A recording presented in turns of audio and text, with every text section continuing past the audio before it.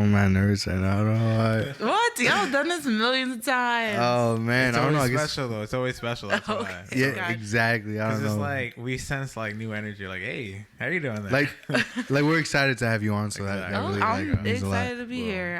I listen to y'all, so I was Yo, pretty that honored eyes. to get Thank you invited. so much. We appreciate Yeah. that for real. I was hyped to get invited. I was just like, hell yeah, I'll It come was bound to through. happen. It's not the only time you be it's on like to either. the stew. Like, this is private right here.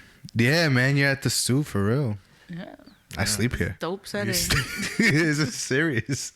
I live in a studio. Facts. Yo, Simply Mellow podcast. Thank you for tuning in and not skipping my IG. Like, what's the story thing?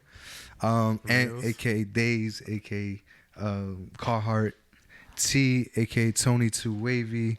We got Dro here. Dro, give him a little something, please. Yo, Patagonia Pete, the groovy one, Dro, Pedro, what's happening? Yo, so we have a special guest, and now this is somebody that we went to school with, actually. We were friendly in school. We weren't like best of friends. We might have had a class or two We together, knew but of each other. Yeah, Definitely yeah. knew y'all. hey, it was like a high buy situation. Yeah, It was for cool. Mutual sure. people were cool. Especially like when you're colored. Like, I Oh, feel for like, sure. Yo, like you automatically exactly. know, like, yeah. At St. John's, Yeah. you know, St. John the Baptist, you just Right. We Oh, all for real. stuck together like a little gang. we really did. Even if we didn't fuck with each other, like I knew of you, like Facts. 100%. And so something that we buy, and we'll get into your name and all that in just a second. But right before we do, something we always like to do. I said do and like 4,000 times just now in 2 seconds.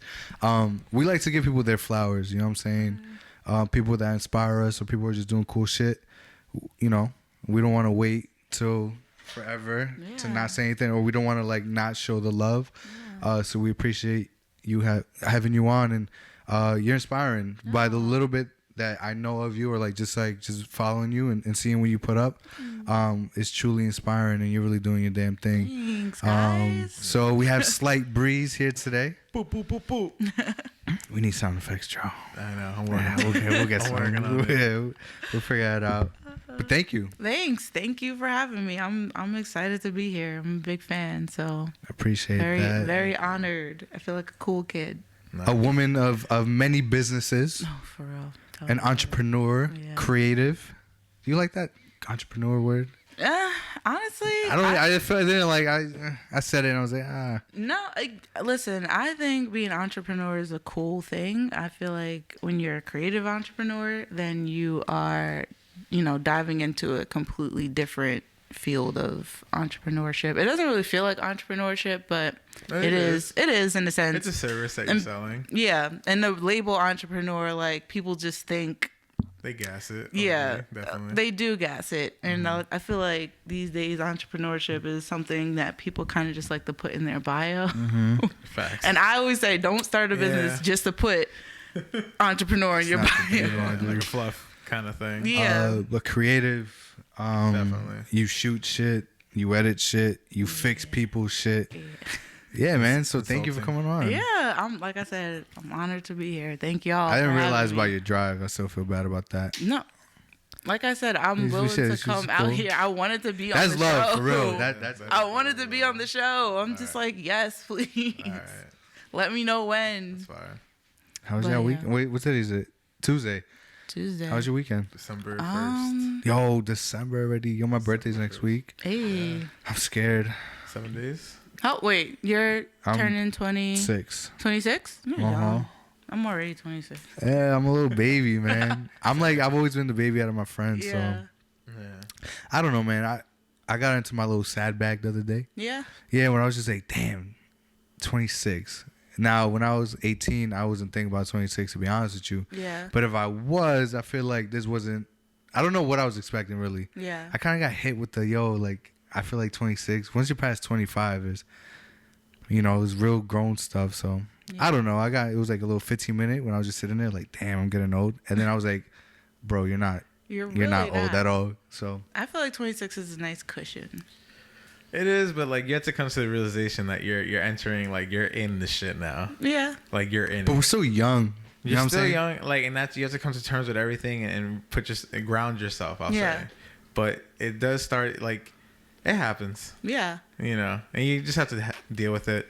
I like it. I honestly can't wait for 27. Really? Yeah, 26 sounds like baby to me. Yeah. 27 sounds like, but I don't know. I feel like we're just getting started. Yeah, That's how you have to look at it. I say like the 30s is really like. But it's a transitional thing where you're like, I have it by the balls type shit. Like that's the mentality. Like you're determined to do it and you're gonna do it. Yeah. You manifest the fuck out of it. I feel. Yeah. You know, versus like just being like, I don't want to say complacent, but you know, just accepting things. Yeah.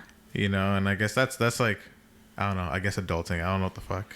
I guess. I mean, like, in my early 20s, I feel like I would look at people who are my age now and kind of like in a judgy way and kind of be like, damn, why are you still working at Model? But Yo, then that's so real. Then you get to that age and you're just like, this is real life. Like damn, why am I still at Models? Yeah. Like, nah, but when I used to work that's in real, retail, I would be like, why are you still here? But then, you know, you get in it and you're just like, oh shit, like. We were talking earlier, like, I gotta fucking buy toilet paper, bro. Like, I gotta buy, like, spatulas and shit. Like, this shit gets real. Yeah. I love going to the grocery store. That's, like, that's my favorite shit to do now. I don't know what it is. I love it. I live for it. This is my favorite. I live for that. I guess part about going I out. got chill in Target, man. It's just so much good shit. Target, like. So much good shit. I love always just visiting random aisles. Yeah. Like, let me just see what the fuck's in here. Yeah, it's like a thrill when you buy something. Can or whatever the whole like for my sugar. Like the holder, like sugar thing, container. Like I want that. Yeah, you know that would look nice. And then next thing you know, your cart is full of shit that you don't. Yeah. You get to the register and you're just like, you see that number going up, and you're just like, hold on, let me get that. Yo, deodorant low key pricey too. It is. Deodorant. That should be OD. Mustard. I didn't know mustard was so expensive. Yeah, bro. It's kind of it's How trash. much is mustard? Yeah. Mustard's like $7. Yeah, no, not for me. Like I'm is like ketchup $7? Probably. Yeah, it was like a calm $3.49 for like the cheap, like not the Heinz. Now you just go into fast food places and grab mustard packets because you're just like. You gotta have the little baggie full of all the condiments though, or the basket. You ever had like, where was I asked for more barbecues. I was like, yo, a quarter. I was like, they're getting mad. They're getting I was mad. like, yo, dead ass, bro. Like, like they get. I was like the fucking Chipotle people who like charged me 25 cents for my extra tortilla the other day, and son was like shaking off the spoon. I'm like, yo, fam, like. There's 4 pieces on there. Relax. Whose pocket is it coming out of? Yeah, man. But anyways, yeah, that's happening next week. So I didn't do shit this weekend. I just, sat back, chilled in my little dojo, little incense, little 60 days in on Hulu, Great and just show. chilling. I'm so happy you told me it's on Hulu. You ever watch that show? What? 60 Days In. Oh, Pretty intense. such a great show. It's like a prison show. Oh, nah, prison scares me. Yo, which is why you should watch this. Yeah, that prison like field trip in people. high school.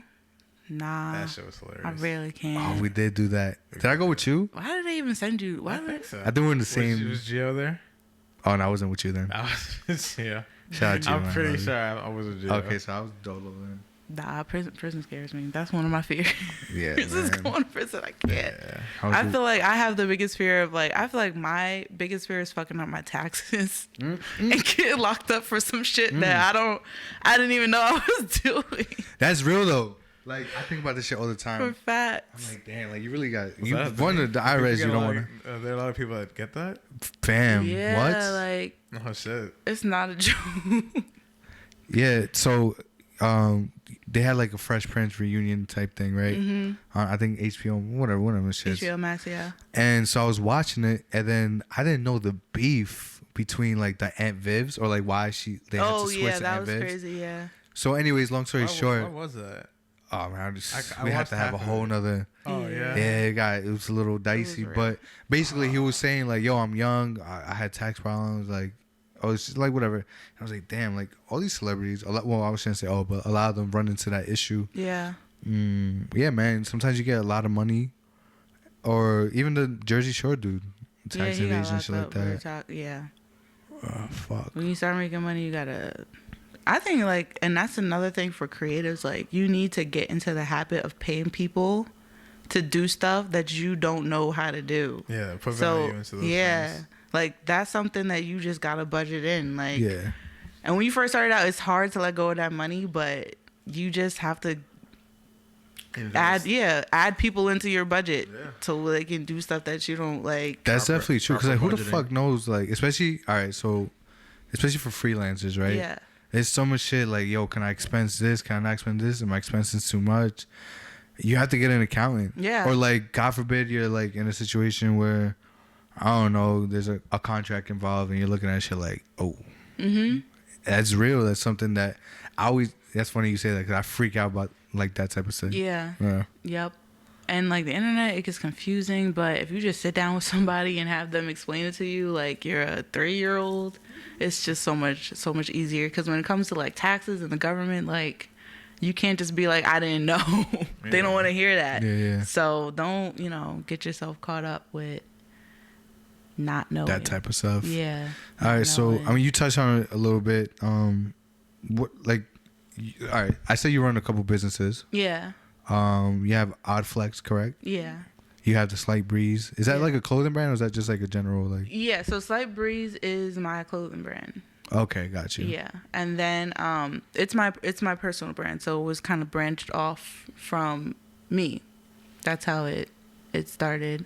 But I am a creative director, so that's what I do. Those are my 3 businesses. It's a lot.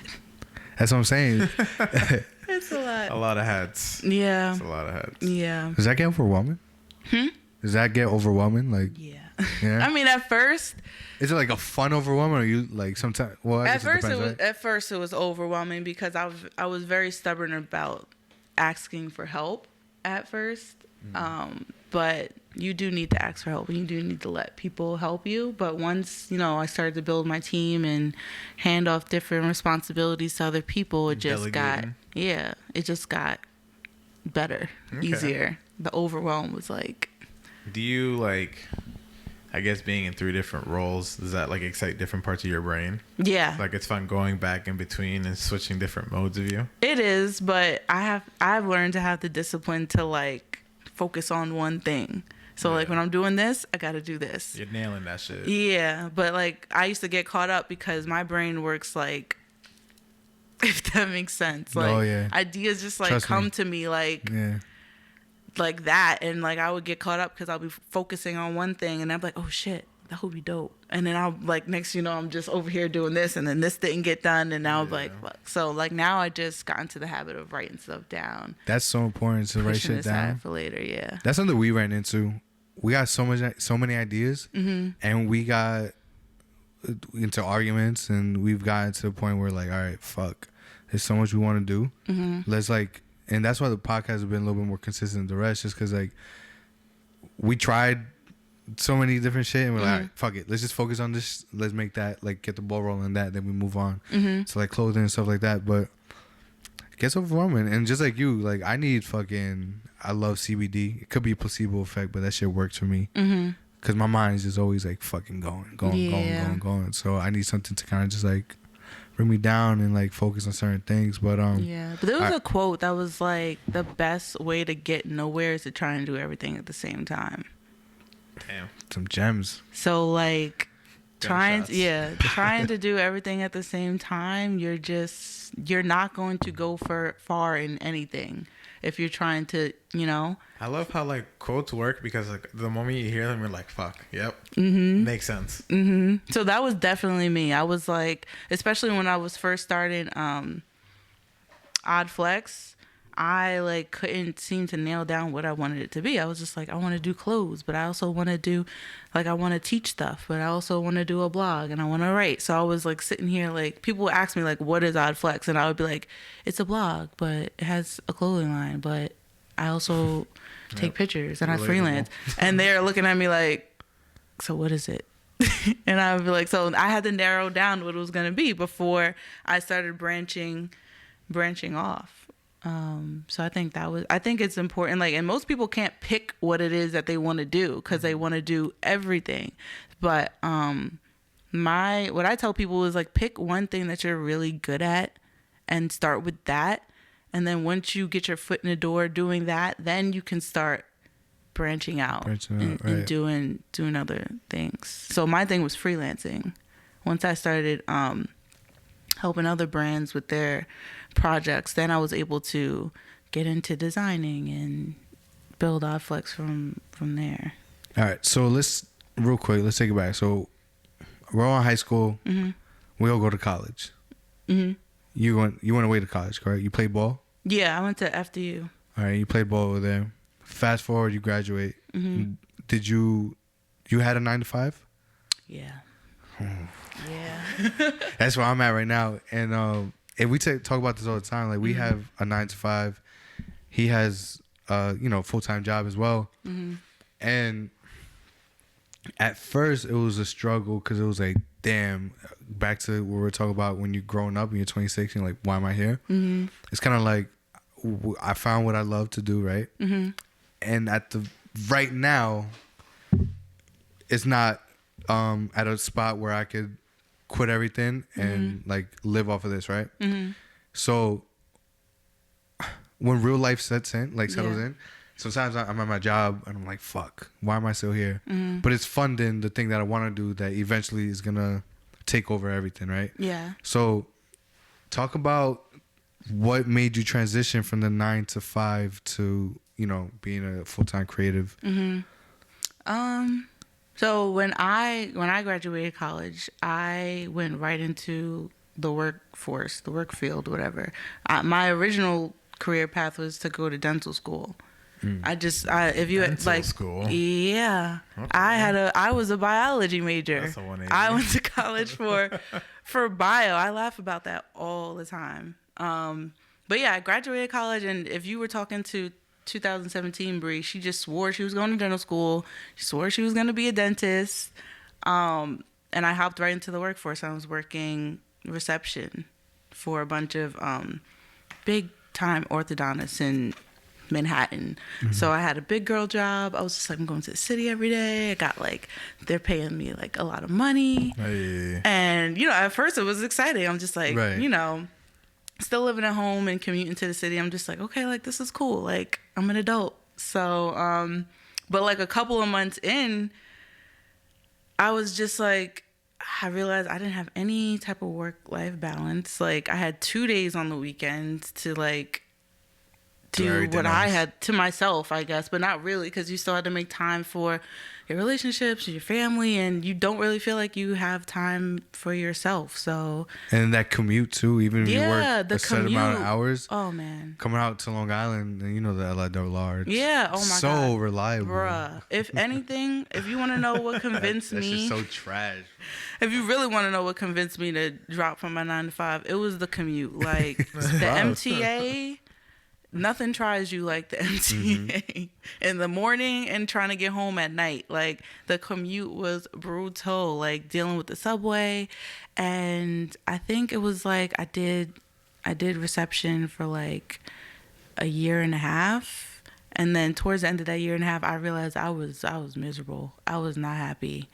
I was like, but the thing about it was my original plan was I was, going to hold down that job while I studied to get into dental school, okay. So I can continue on there. And then, I took my DAT, I got into dental school, and the closer I got to go into dental school, I had this like gut feeling that was like, I finally passed my test. It was time to go to dental school, and I was just like, this is not what I want to do.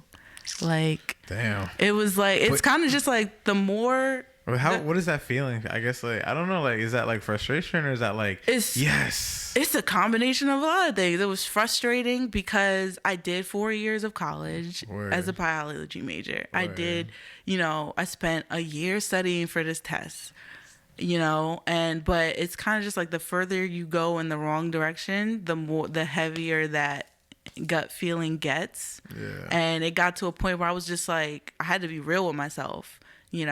I had to really sit down and be real with myself because, I worked under an associate dentist.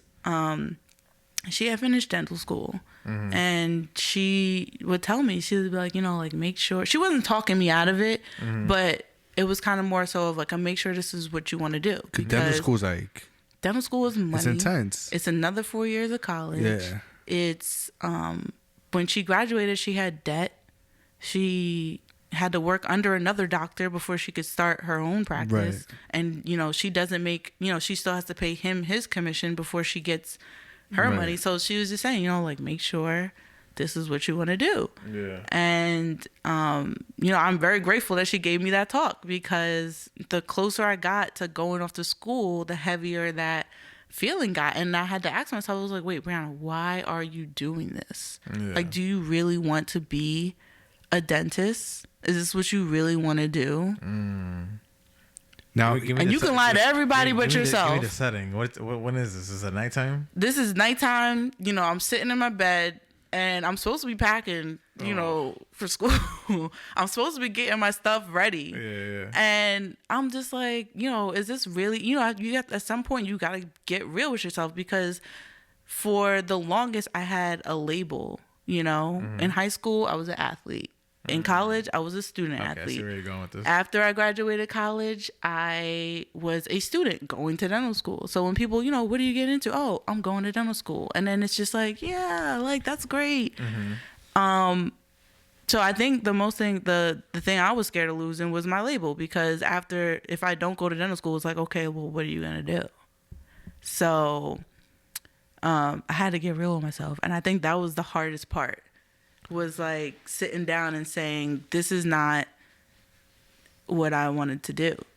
And I don't think it ever was, because in high school, like, that's when you're supposed to start picking your career and what you're going to go to school for. Yeah, that's why I dropped out. And it's kind of, it's like that moment. I was just like, why am I in school, like, wasting money? Like, I just couldn't, I had the ick. Like, I couldn't be there. I was just like, this serves no purpose for me, because I don't want to do this. And a lot of people don't have the guts to do that. Yeah. Well, I was about to get at that. Also in high school, I'll let it be known, I was shook in 12th grade. I was like, fam. Like, what? I think a lot of us were. I was like, and then I ended up going to Suffolk, because I was like, yo, I'm not spending all this money to go away. Yeah. Only to, like, just be bullshitting. Like, let me at least go to Suffolk, save some money, do what I gotta do anyway. Yeah. But I was gonna get at that gut. So here's the thing. You can feel that way. Mm-hmm. And I'm sure a lot of people have, and we've all been there, but that shit's scary. Yeah. Like, did you have any pressures from your parents, or, like, were they full on supportive? Oh, hell no. Yeah, I bet, right? If I could take a picture of my father's face when I told him I wasn't going to dental school, I wish I had a picture of it, because they were kind of just like, just sitting there like, bro. I know, you're just looking, you're like, yeah, anime with tear, like, yeah. So, like, it takes a lot of courage. 100%. It takes a lot But of what was courage. that final thing? Because I'm telling you, that's like something I'm sure a lot of people felt, but that shit's so scary. It and is. You're just like, oh.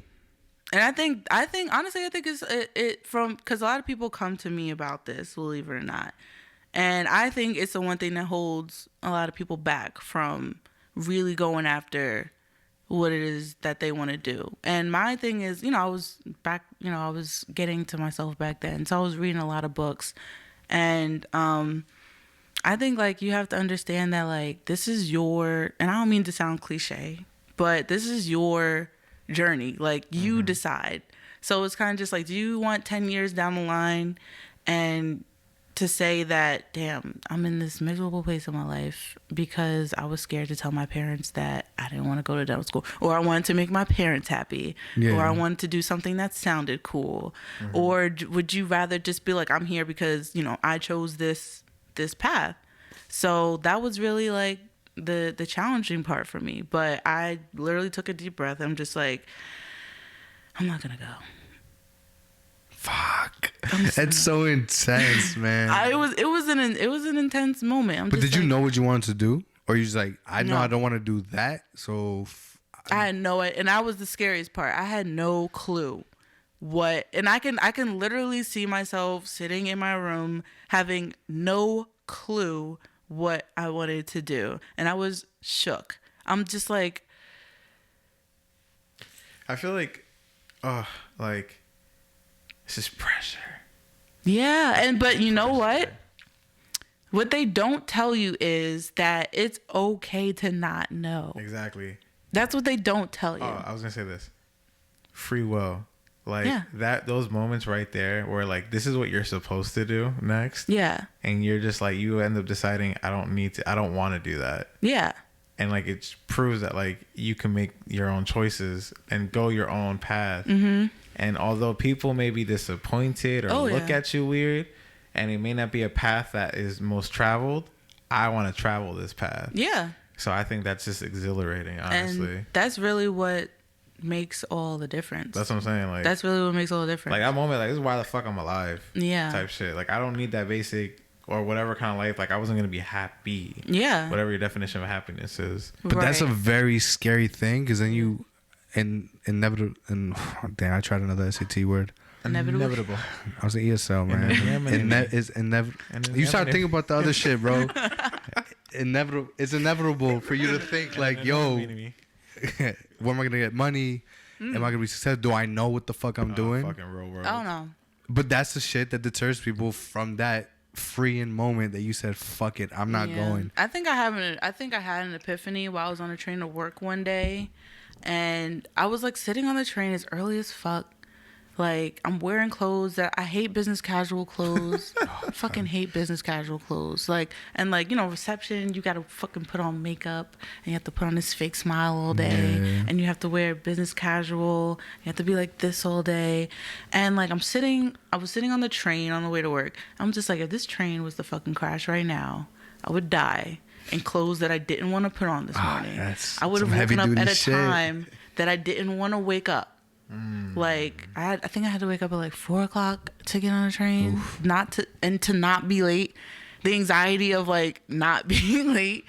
I was just like, and I was like, I would have nothing to show for anything. Right. And I think that's when I was just like, what am I doing? I was looking around at everybody on the train, and they're all like adults, and they're all dressed the same. A lot of them probably miserable. Yeah. And then you get off the train, and then you're walking to the subway. Everyone's walking in the same direction to get on the, you know, and no one says, I don't fucking want to go to work today. What if I don't want to go to work today? Yeah. What if I just want to go home and sleep all day? Or what if I want to go to the beach today? Or what if I want to do something that I want to do? And it's like no one really has the courage to walk in the opposite direction and go back home. You know, everyone's just walking in the same direction to get to work because they have to, because that's what supports their lifestyle. Right. And everyone just, I'm looking around, everyone looks miserable.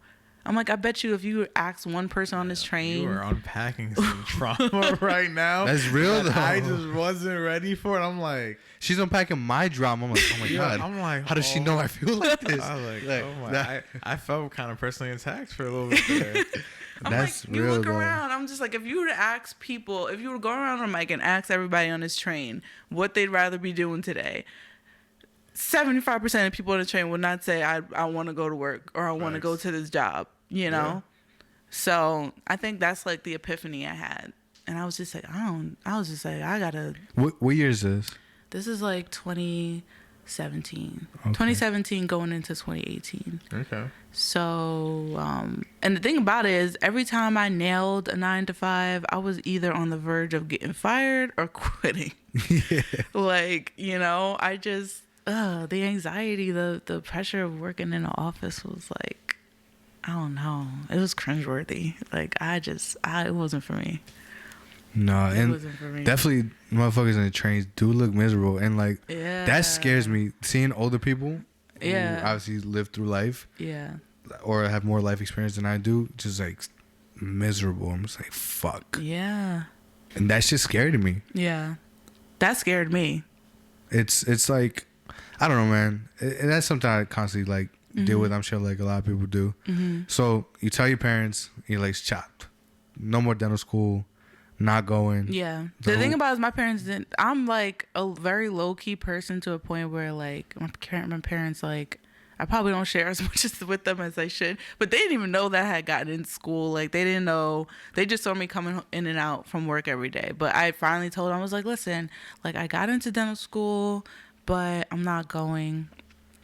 So like, this was all like, you were a major choice. Yeah, I'm not letting y'all in the early so this was all hitting them like the Matrix. Like that's literally I was just like, listen, like, I got into dental school, but I'm not gonna go.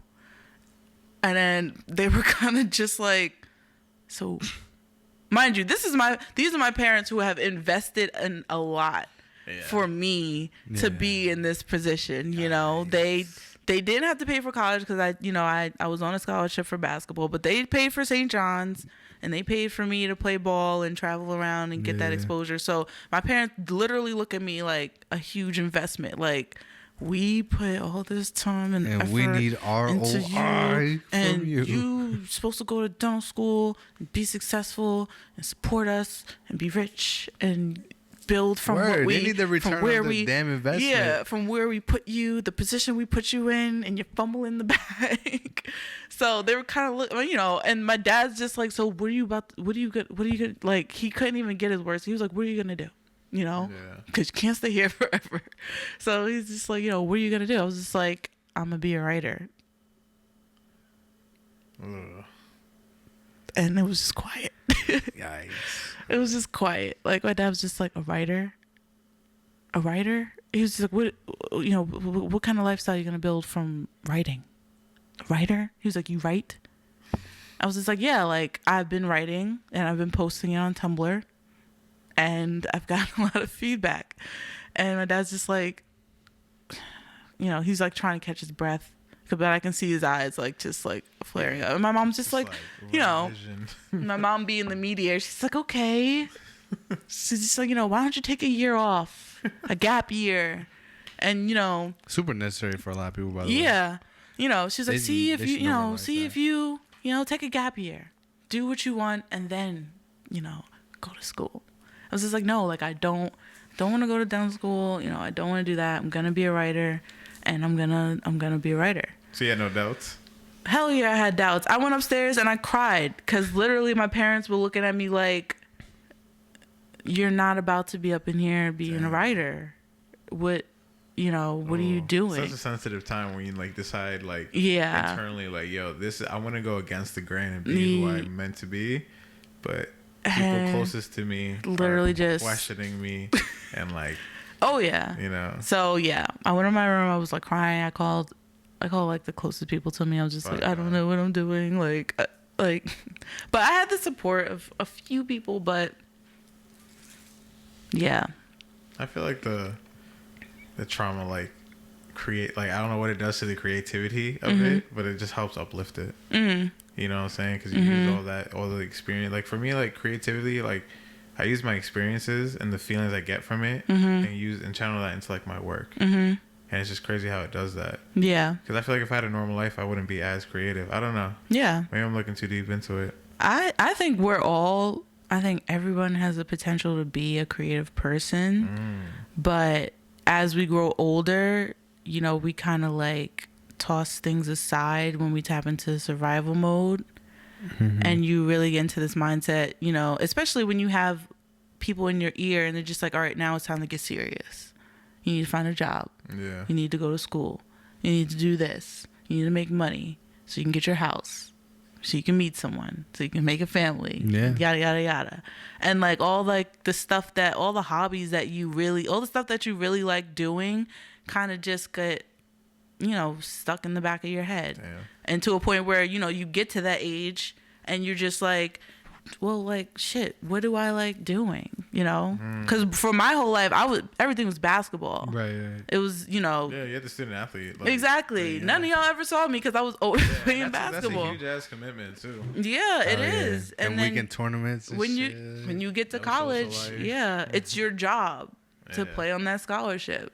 And then once you stop playing ball, it's kind of just like your whole life it's weird. It's like I had an identity crisis because I was just like... It's like one of your labels got like... Yeah. It's kind of, people are just like, I'm bored. I'm like, what? After I stopped playing ball, after my last game, literally that was it. And I was just like... sitting in my dorm, like, what the fuck do I like to do? That's crazy. And like for those out there who don't know what they want to do, it's it's cool. But there's one time I was going to Stony Brook, right? And I'm sitting there, and my professor is like, we walk in, normal day, and then he just looks around, and he's like, and he's like, all right, whatever I had planned for today, get it out the window. And he just sat there and he's like, look, he's like, the reality is that I know a lot of you guys, most of you guys don't want to be here.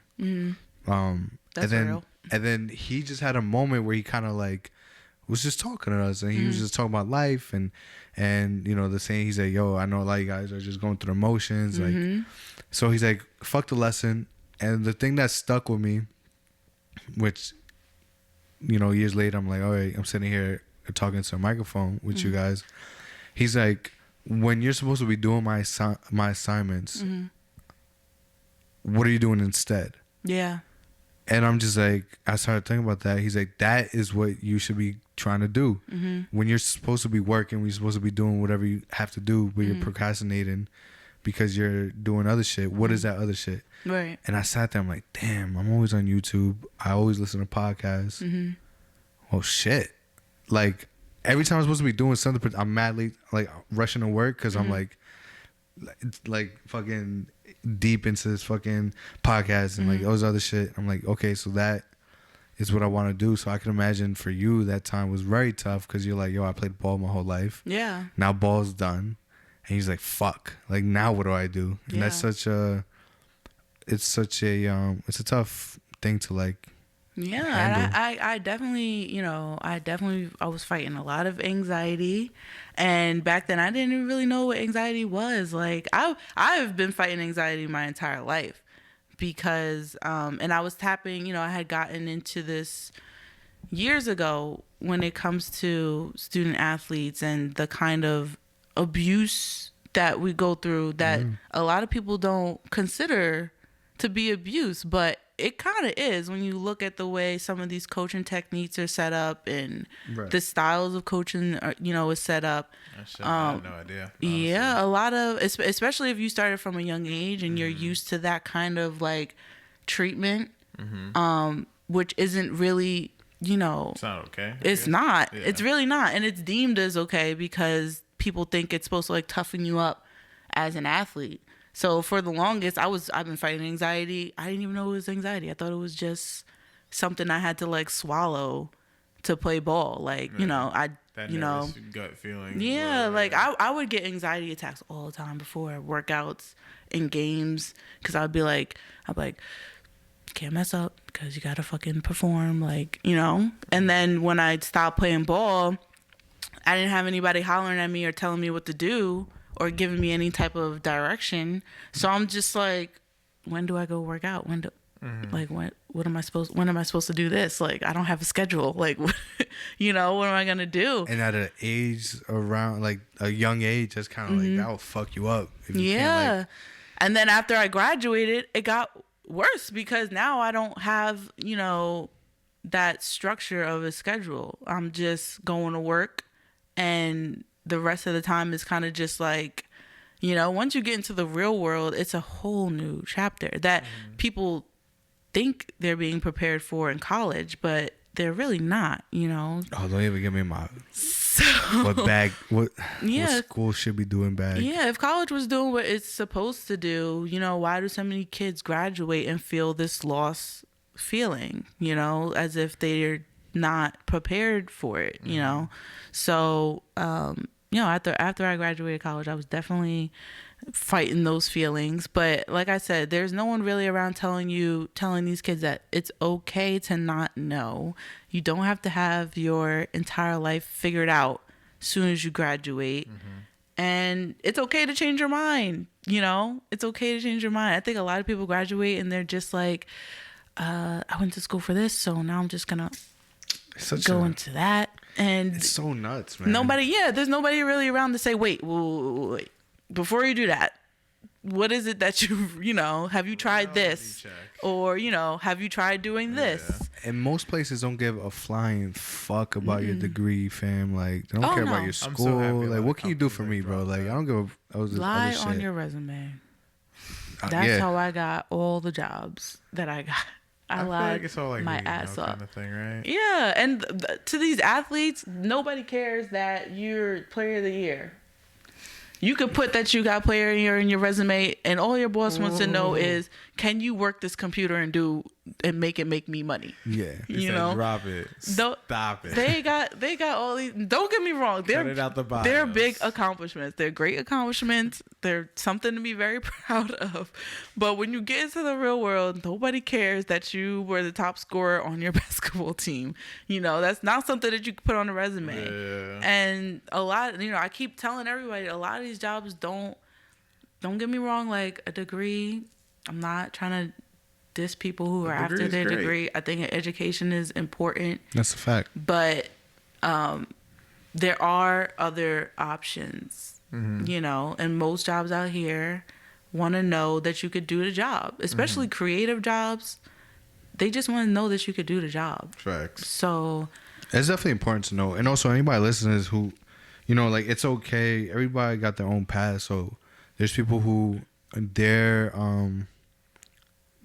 what they think happiness is not what I think happiness is. So if you think a 9 to 5 and that structure of life that's not a bad thing, as long as you know are happy with that. So I think we definitely don't want to make it sound like like exactly what you're saying, like going to school is bad, but like if it's not for you, it's not for you. Yeah, but exactly. We're all gonna have our own views, and it's okay to like share different mentalities. I think the thing about our generation is they know that lifestyle doesn't make them happy, but they're willing to sacrifice their happiness just to get to that. Yeah. And it doesn't make sense. You know what? But a lot of time, and add on to that though, real quick, is that I feel like this generation is selfish for a good reason. Like they care about their own mental health, and so like they're gonna do what they want to do at the end of the day, and that's a good thing. The jig is up. For real. Yeah. For a lot of us, they recognize that, and some of us realize it a little too late, or earlier. And that's totally fine as long as you get there. You know, I'm not gonna do what I'm told to do. Like I'm gonna do what I want to do. You know, and like the more you force something on me, like I'm gonna be unhappy, and I'm gonna have an anxious attack, and I'm just, you know, like you know, like speaking from experience. Oh, that's a fact, man. Anxiety boys over here. Oh yeah. All right, so no dental school. What's next? What's the first creation? What was the what? First creation. My first. Well, you said you're into like blog and stuff, right? Yeah. So writing, okay. So no dental school. I had to sit with that. I took my tuition money. I went to Africa. That's hard. How was that? That was fucking lit. He Dave Chappelle did it. Fuck. To like literally. Dave Chappelle To did this it. day, it was the best decision I ever made in my life. It just changed you, right? I took my tuition money, and me and the guy I was dating at the time, we went to Africa. How long were you there? We were there for a week and a half. It's like one of those places you just like. I just picture like just it being so beautiful. I don't know, like I gotta tap in. Yeah, we went to Africa. It was amazing. Probably the best experience of my life. Like I was floating over there. That's like that's hard. that was that. Going to Africa brought me the clarity that I needed. Like I went to Africa, and like again, my parents were looking at me like, "What is she doing? What is she doing?" My dad was like, "Africa? You're going to Africa? Of all places?" He was like, "This is a 17-hour flight."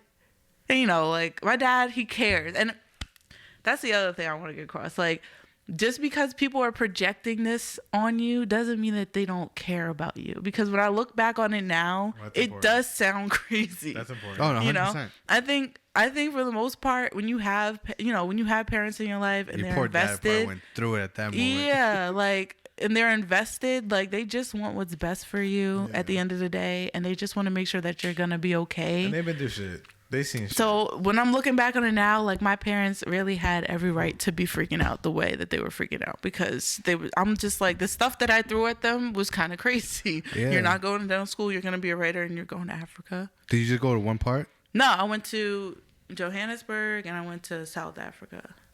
Man, there's something that What's like describe when you think of that trip? Like, give me like a word or like a thing in Africa. Oh God! Like, give me like one thing that stood out that you think about. My favorite animal is an elephant, and I saw an elephant. Like it was literally where that refrigerator is. Like that's how fucking close I was wild. to an elephant, and I was crying. I was just like, Did you pet it or anything? No. Because we were literally on a safari. Like, these were, legit safari animals. Like, but I was just, like, I was so amazed. Like, and my boyfriend at the time, like, I was grateful to have gone with him. Like, we literally were just like, let's go. Like, let's go to Africa. And we booked the flight. We took a 17-hour trip over there. And, like, we went to the top of Table Mountain, which was a beautiful view. And then we did like the safari, and like it's beautiful in Africa. And I was just like, when we got to the top of the mountain, I was just like, if I can go to Africa and do all this shit, I can do anything. Like, going to Africa really made me realize I can do anything. Nobody can stop me from doing anything. It's something about being in nature that kind of like recharges you, or you're kind of like, fuck, like, I think for me personally, what it does is it makes me feel so small, where I'm just like, there's so much more bigger than, like, fuck this 9 to 5 shit, fuck this shit I'm stressed about, like, what am I to Mother Nature? Nothing. So then that in a weird way frees me, because I'm just like, what the fuck am I really mad at? Or like, what really matters? Like, fam, a tsunami can come and just tear my shit up. Fuck, you give me the realization right now. But that when that hike went to, I'm afraid of ticks, by the way. I was bitching the whole time about ticks. But like, when you're just up in a fucking mountain and you're just touching the fucking earth, and you like, it kind of like aligns your chakras. Well, we were up there. I'm just like, I am so small, like, that's what I'm saying, compared to being on top of that mountain. Like, I'm just like, I'm standing at the edge of this mountain, I'm just like, I'm so fucking small, like, but I can do anything. It puts you into perspective. Like, it frees your mind in ways that you're just like, all right, what really fucking matters? Because I get, and those are the moments I had when we last time, well, only time we went hiking with you, drove, but you're up there. Like, when I was working my 9 to 5, I specifically remember, like, me and my boyfriend wanted to go to Toronto for a weekend. And I went to tell my manager, and she was just like, okay, well, I wanted to take Thursday and Friday off so that we can go for the weekend. Forbid. And she was just like, well, you have to, put the days in, and we'll see if it gets approved. And I was just like, the shit that gets me. I was just like, I already booked my flight. Like, I'm going. I mean, they approved it, but I had to fight for those days. I'm just like, I can't do this. That's another thing. Like, most times it's 52 weeks in the year, right? Yeah. You don't tell me you get off 2 fucking weeks. Yeah. Like, what? I was just like, it wasn't sitting with me, and I had to lie my ass off to get them days off, and I had to be on the low, and I had to block my coworkers on Facebook and Instagram so they couldn't see me. I'm like, that's crazy. It wasn't sitting. Yeah. It wasn't sitting. Traveling does that shit for me, man. Like, when I go to Guatemala, when I go to Toronto, I've been to Toronto a few times, it's kind of like, I started like, I'm like, okay, this is like, there's so much more than New York. Yeah. And I'm like, why am I not here right now? Because guess what? I want to be here right now. Yeah. And I want to do this more often. Yeah. So I think in a lot of ways, traveling really helps. And I can't even imagine what that trip did to you, because it's kind of like, I think that was like the switch that went off. So then you come back and you like just fucking charged up. You just like, yeah. So we came back from Africa, and I put my 2 weeks in, and I started gangsta, just straight up like, I put my 2 weeks in. I was like, it's not for me. Like, thank you for the opportunity, but it's not for me. I put my 2 weeks in, and I started working part-time. I got a bunch of like, minimum wage jobs, I guess you could say. So my first job was I worked at Equinox Gym, and I was the opener. So 4:45 a.m. to 11 a.m. was my shift. Yuck. Yeah, I got used to it after a while. Like, that was I was on like a crazy schedule for a minute. If the crazy part is, if I wasn't in the bed by 7 o'clock, I'm like panicking, because I know that I'm about to have my day. Yeah. The next day is gonna be like, I'm gonna be hurting. So I was the opener, but the thing about it was I was willing to make that sacrifice, because I got off at 11. I could work out from 11:30 to 1.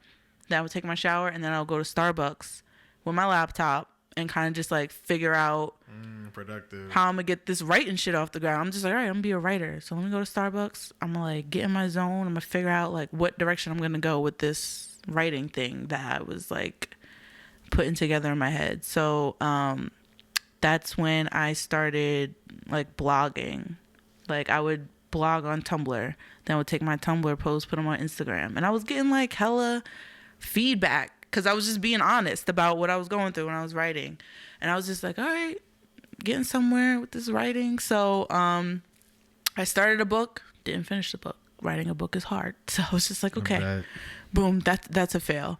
So I was just like, let me start smaller. So I started writing blogs, and I was like, all right, to write a blog, you need a website.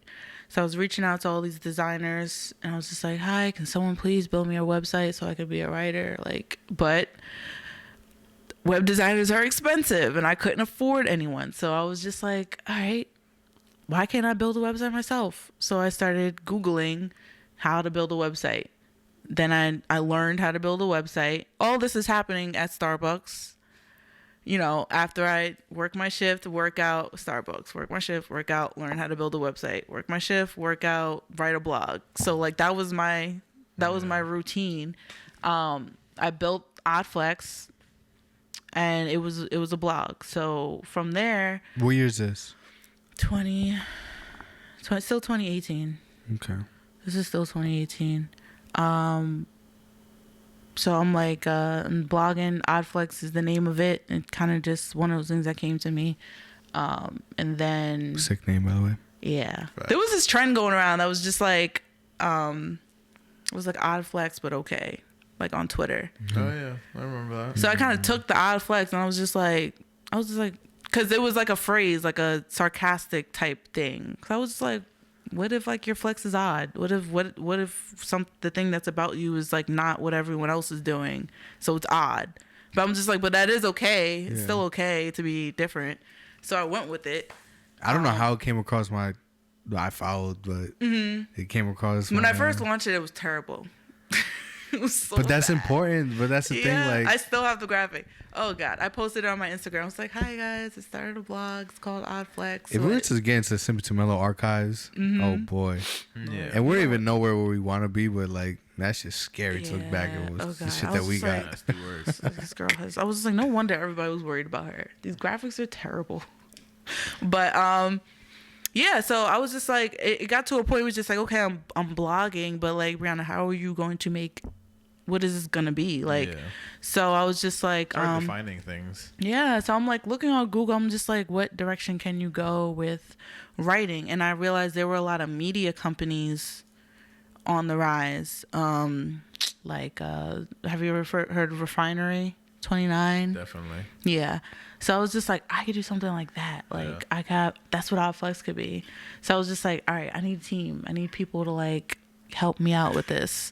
So I went on Facebook, and I started like reaching out to different Facebook groups, and on Twitter I started reaching out to different writing groups on Twitter. I'm just like, does anybody want to write for my website?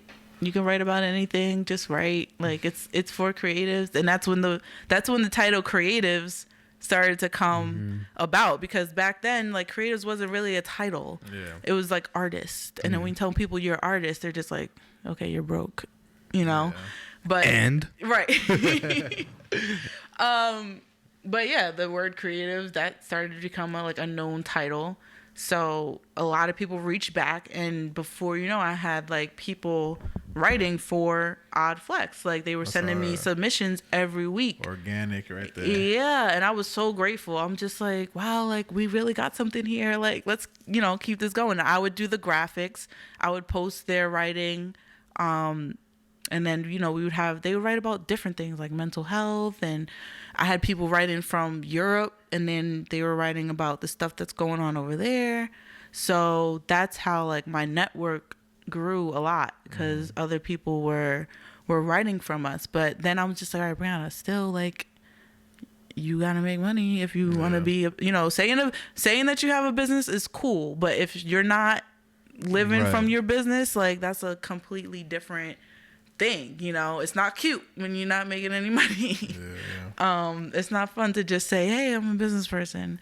So I was like, all right, how is this gonna make money? So that's when I was looking into events that I could have and like sell tickets for, and that's when I came up with the vision board parties, like the vision board gets together. So we did those, and I sold tickets and I got all the supplies together. I did all the planning myself. I got all the supplies. I got people to come, and people came to my first event. And we made like vision boards, and it was a hit. So That's important. Yeah. Because it's like you did a lot of it, and I'm sure you're like, did you rent out a studio? I rented out the space. Were you just like a studio to rent, like on Google, or like you already had like somebody you knew? Oh no! I had I Googled studios to rent. It's all about this Googling shit, bro. Just find shit on the internet. Yeah. It's a crazy place, man. Like, yep. If you're determined.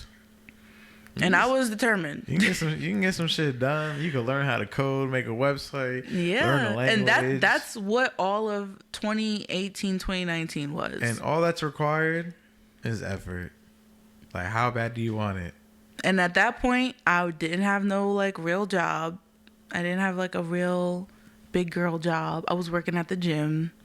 So it kind of got to a point where it was just like, I don't really care what other people think. I just got to make this happen. Mm-hmm. That's fine. So. Because then there's also the element of like making the jump and actually doing what you're saying. Yeah. Like creating whatever the fuck you're creating. Yeah. And putting yourself in new situations that you're unfamiliar with, because any person's gonna be anxious about those moments. And still people were looking at me like, okay, she's having a vision board party, like what is she doing? Yeah, like like it doesn't stop. It was like they were supporting, but they were still worried about me. But they're just like, you're doing great, Brady. Yeah, you gotta prove yourself. Yeah, like that. But we had the vision board party, and I think I made in total like $85 profit. That was it. Yeah. When you're starting out, it's never about the profit. It really wasn't. But after the party, I was just like $84. I was like $85. I was just like, I did it. I was just like, I'm a business person. Yeah. I was just like, I made a profit. That's what's up, So man. I was like, that's really how we felt when we sold like a batch of hoodies. mm-hmm. Oh yeah, I saw those were dope. I was broke at the time, but don't worry about it. We got one on ice for you next time. Don't Bet. you worry. It's gonna happen before the year, guys. Eventually. Yeah, we're just working a few kinks out. y'all got it. It's all part of the process. But yeah, we're like, but we're so hyped. We're like, we didn't make like a lot of money, and we're like, fuck it. There's money there. Then We made it. Yeah. We did this. Yeah. Yeah, it was like an idea. We started it. We executed it.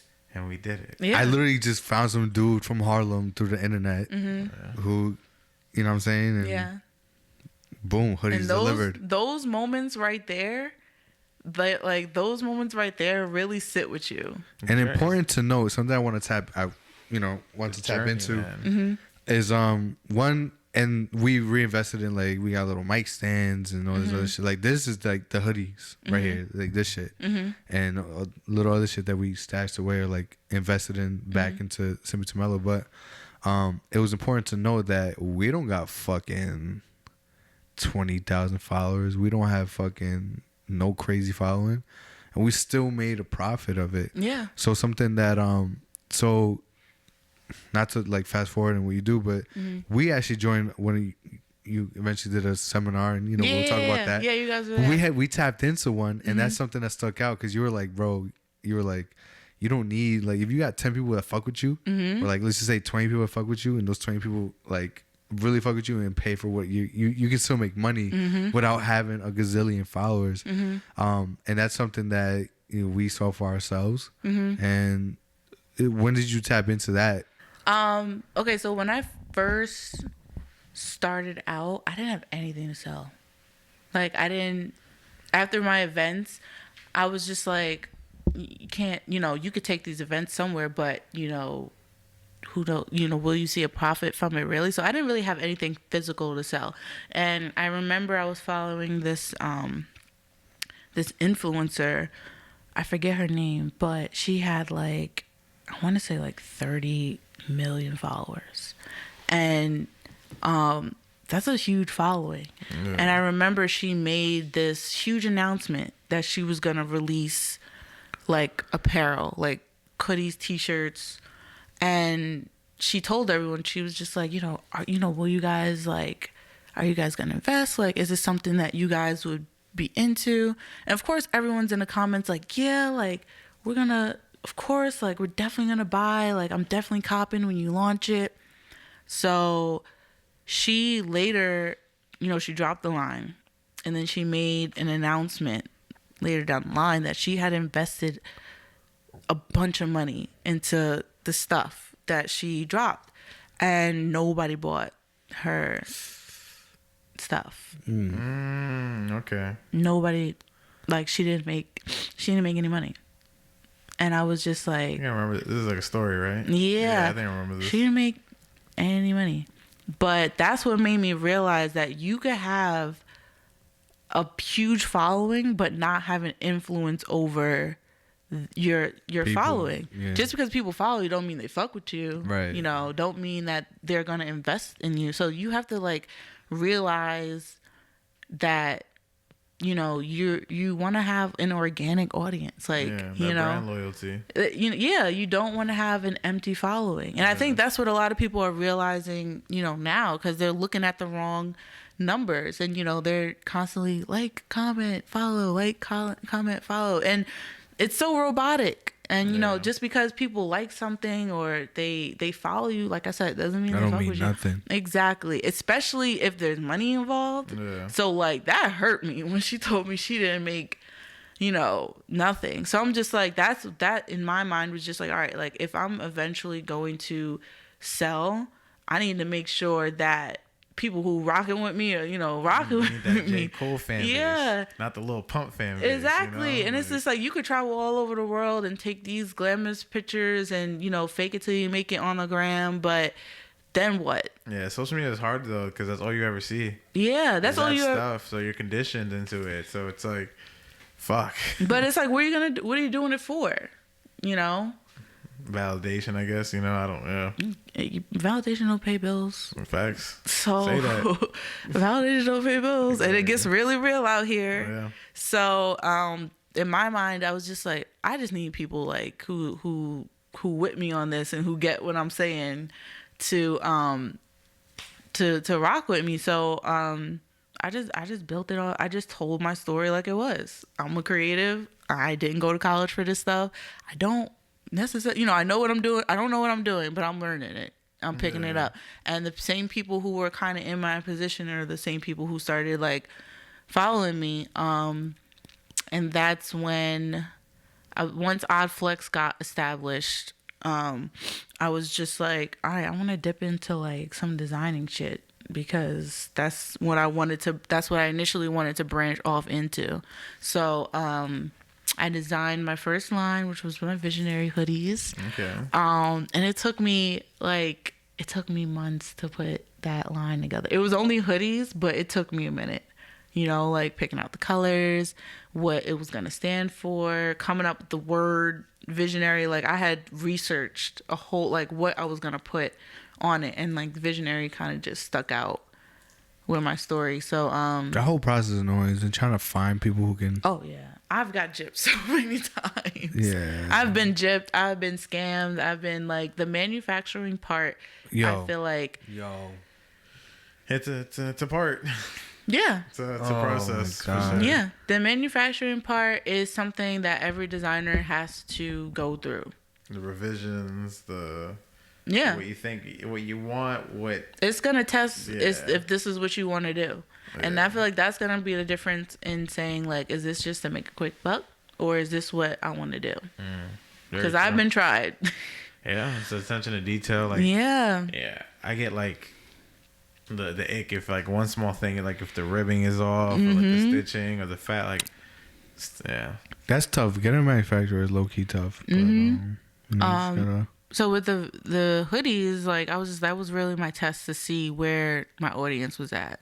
And like I told y'all in the webinar, I was saying that like if you can get 2% of your following, to be buyers from you, then that's all you need. You just need to sell the right thing.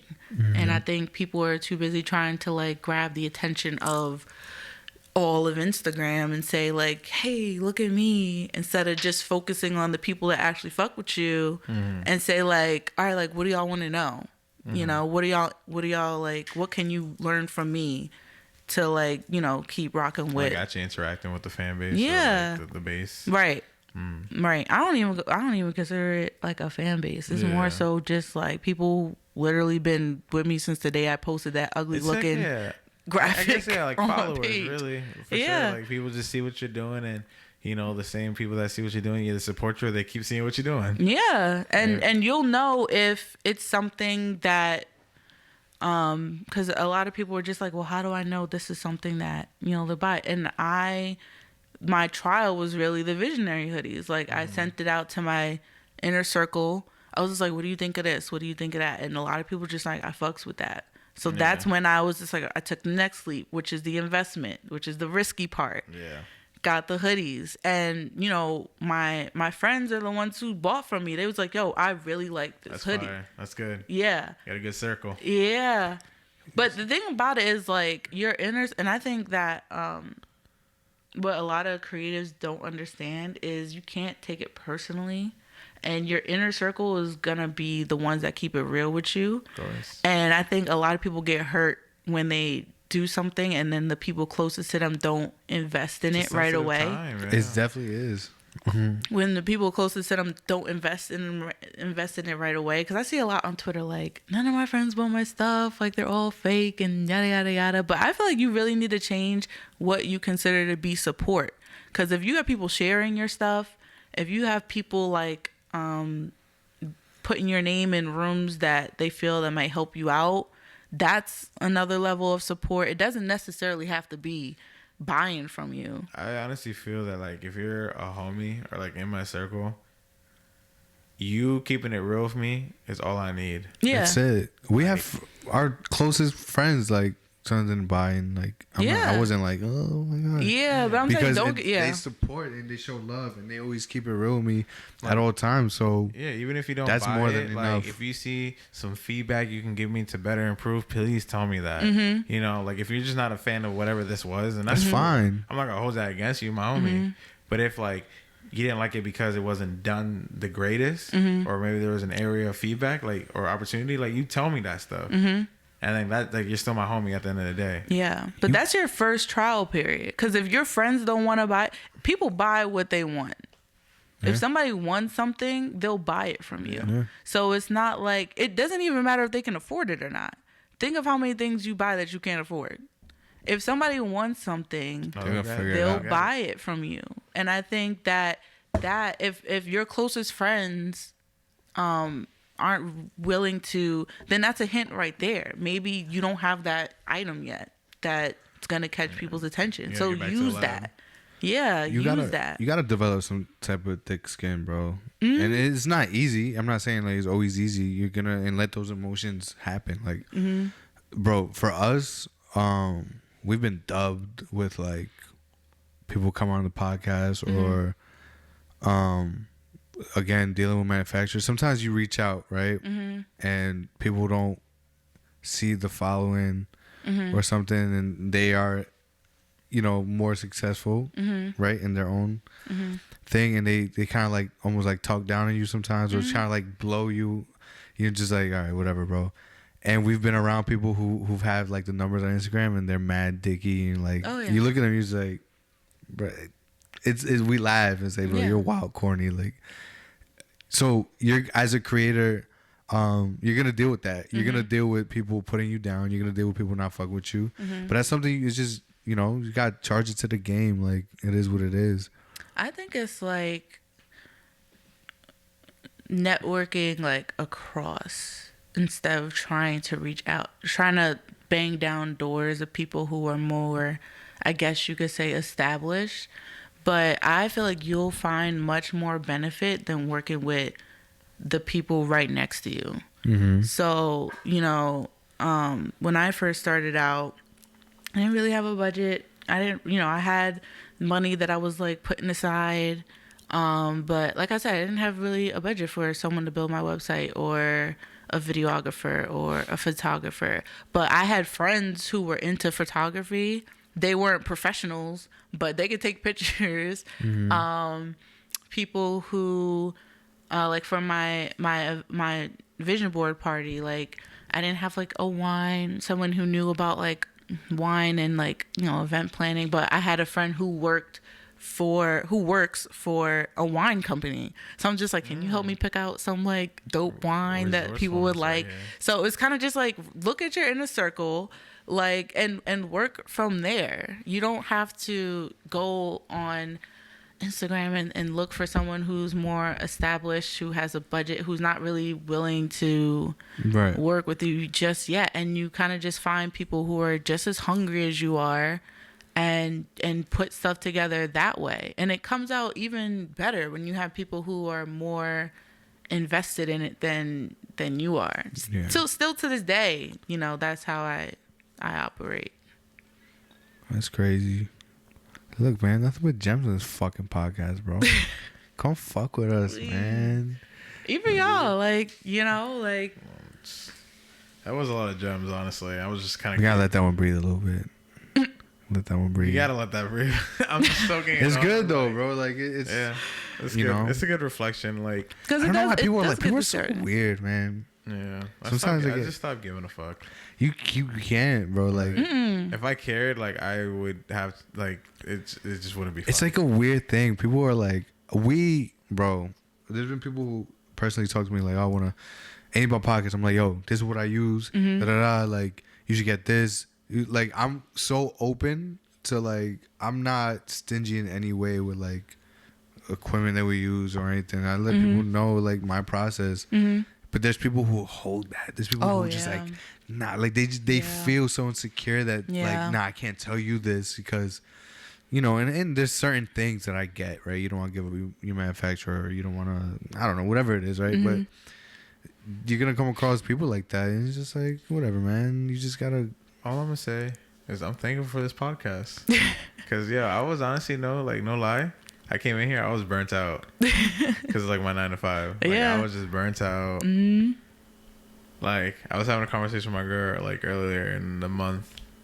I forget, it's December, but November. But it was like, we got to remember to wake up and like to remember like we're still not done. Like, we still got to go do our passion. You know what I'm saying? And like, don't let work confuse you or your 9 to 5 confuse you. Like, don't let that burn you out, tire you out, because you still got a job to do, and that's to, you know, find your passion and you know, what's your purpose here in life. Yeah, it got to a point, and it goes up and down, you know. And it's not to get like depressed or anything like that, because it's not. This is a great conversation because it reminds you like, oh, like I'm putting all this pressure on myself when it's really not. It's not the case. Yeah, like I can at any point choose to spend my time. You know what I'm saying? So it gives me back like the power to a degree. Yeah. Because after a while, like you just feel like, when you work like retail or if you work 9 to 5, like you're just like I can't, like I'm a victim to this thing. Like time is just like I have no time in the day. I think it got to a point where you just have to, like you said, flip your perspective, because it got to a point, especially when I started working, you know, at the gym, working at Starbucks, and just after a while, like that wears. Yeah, man. but like, you have to find a reason why you're there. Otherwise, you're gonna get caught up into it. So, like, I would go into work. God damn, another fucking job. Jesus. Otherwise, you're gonna get lost in it. Like, I would wake up at 3 a.m. and don't get me wrong, I don't fucking feel like going to open the gym. But I would say I need to go open the gym because I need this check so I could put it towards our flex. That's why I'm here. That's a great flip. And that's a great flip.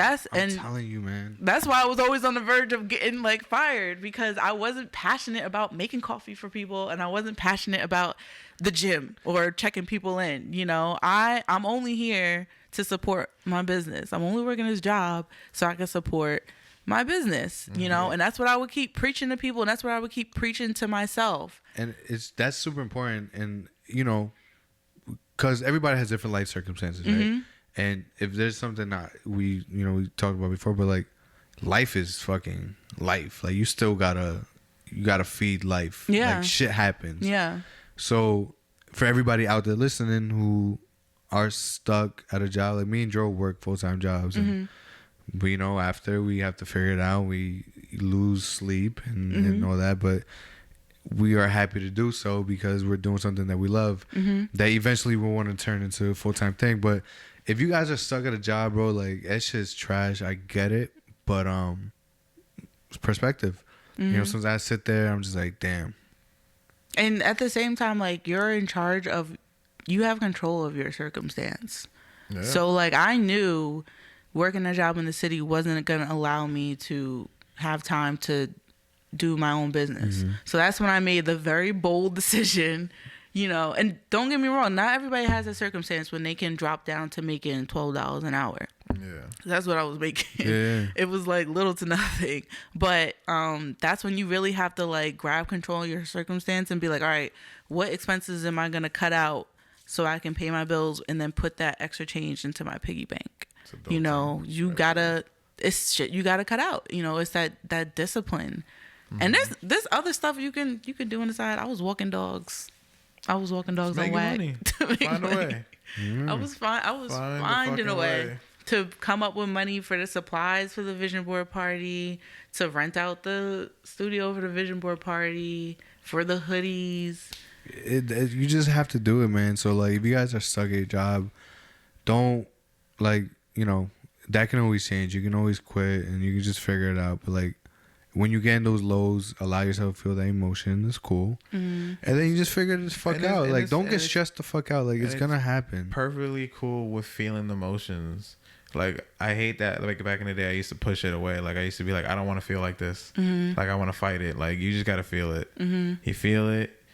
You understand, like, why it is you feel that way. Because obviously there's something going on with you. That's why you feel so whatever the way you feel. And then you just fix it. You acknowledge, like, I'm not giving myself enough personal development time. Let that shit happen. So let me go to sleep earlier or stay up later. I don't know. It's you know, really, whatever works out. It's really that, I would say, it sounds simple on paper, but it's hard to get yourself to do it. You know, self-care really isn't as, you know, it's not taking a hot bubble bath and snapping it on Instagram and saying self-care. It's really doing the stuff that you don't want to do. Addressing, you know, what your purpose in life and unanswered questions and thoughts you have in your brain. Like, that's what and it's up to nobody but you to figure it out. I have like a very strong belief that you are your own savior on this planet, and you have to, you know, because don't get me wrong, like, I definitely had those moments. You're your own worst enemy. Yeah. At the same token, like. Yeah, I definitely had those moments. Odd Flex took so long because I had those months where I was just like not feeling it, like questioning it, like. But then, you know, it's really up to you to snap out of it and be like, all right, Brianna, like, nah, you got to do this for you. You know, you have to do this. This is the decision that you made. So let's go up and at 'em. Like, you know, it's up to you. Yeah. So I would cry and I would be like, all right, laptop. Yeah, let it happen. Like, yeah. Oh, I'm a shower crier. That's my shit. I love crying in the shower. I haven't shower cried in a bit. I'm an ugly crier, so I don't let nobody see me cry. Yeah, but like, and I'm sure, all right, so like, talk about those times where I'm sure till this day you get stressed or you get those days. What, like, gets you out of that? You have any, like, I don't know, little things that you came across? I would say pace yourself. Because, you know, when you're first starting out, it's hard, like, looking around at other people and you're just like, damn, like, they're doing it. And I'm just like, fuck, my graphics look like shit, you know? Yeah. So there will be times where I'm sitting here, like, you know, trying to put together a graphic for Odd Flex. I'm like, this fucking sucks. Like, what am I doing? Yeah. So you get those, imposter syndrome thoughts. But I think it's just important to pace yourself. So, like, let's say, like, you're trying to keep track of your social media and you want to do, like, a certain amount of posts a week. Like, pick a realistic thing or amount of posts you can do that week and stick to that. So it's just like, if I can only do 2 posts a week, we're going to stick to 2 posts a week. So I think it's pacing yourself.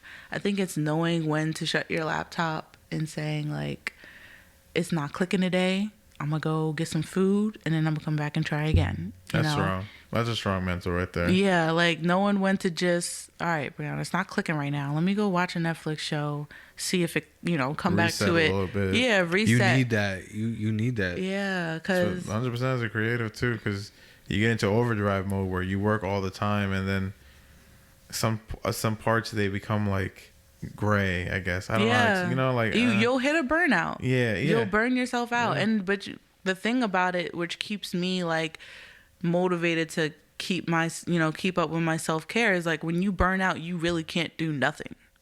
So like that's if you really want to like get held up, Crash. you're gonna like do everything to prevent a burnout.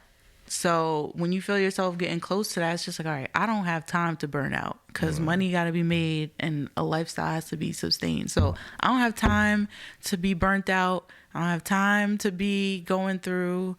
And my depression wasn't clinical.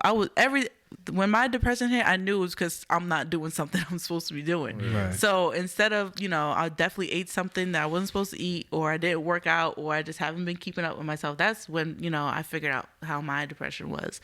So avoiding that by keeping up with my self-care is, I'm not going to eat that because that's going to make me tired later. I'm going to work out so that I don't start eating stuff that I'm not supposed to be eating. Right. And stuff like that. It's, I can't afford to burn out. Yeah. It's just like, okay, I'm not in the best mood today. So instead of forcing it and burning myself out, I'm just going to chill and do it tomorrow. And that's the kind of like discipline I feel like you have to develop to we overthink to so keep much. going. Oh, Actually, yeah. I know we overthink so much. It's kind of like sometimes, that's what we're talking about. I was preaching that shit this whole pandemic. Like a lot of people, unfortunately, were affected and had to stay home. Mm-hmm. And like I just saw a lot of people like, yo, you don't come out with like fucking 10 skills and 3 businesses, you ain't do shit. I'm like, bro, relax. Like I forgot. like chill out. And I'm just like, Don't let LOC Twitter, that's what I'm saying, bro. It's true. And I'm just like, yo, like this is the perfect time for like to just do some self audits, man. I freaking loved quarantine. I hate to sound selfish, but I loved it. Yo, you know how much money like, first of all, I wasn't even going out. Mm-hmm. Like I don't go out to the clubs all that much, every once in a while. And even then I wasn't like trying to spend mad money, but you saved the money, you fucking had the time to sit back. And I was telling people like, yo, like if all you want to do right now is just watch TV for a few days and reset, fucking go do that shit. Like, yeah, bro, for sure. Honestly, for me, it was the food. Like not eating out.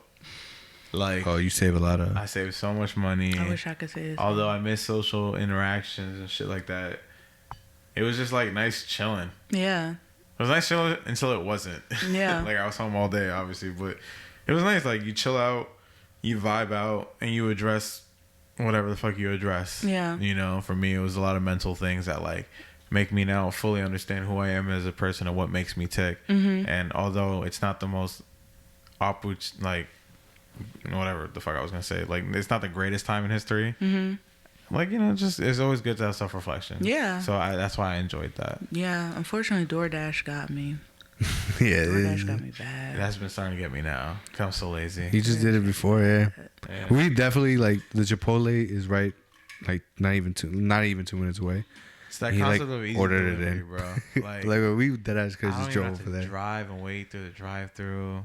I gotta pay a wild obscene service fee, tip, and tax, but whatever. I mean, I'm glad I'm supporting somebody else's side hustle, but That's a fact.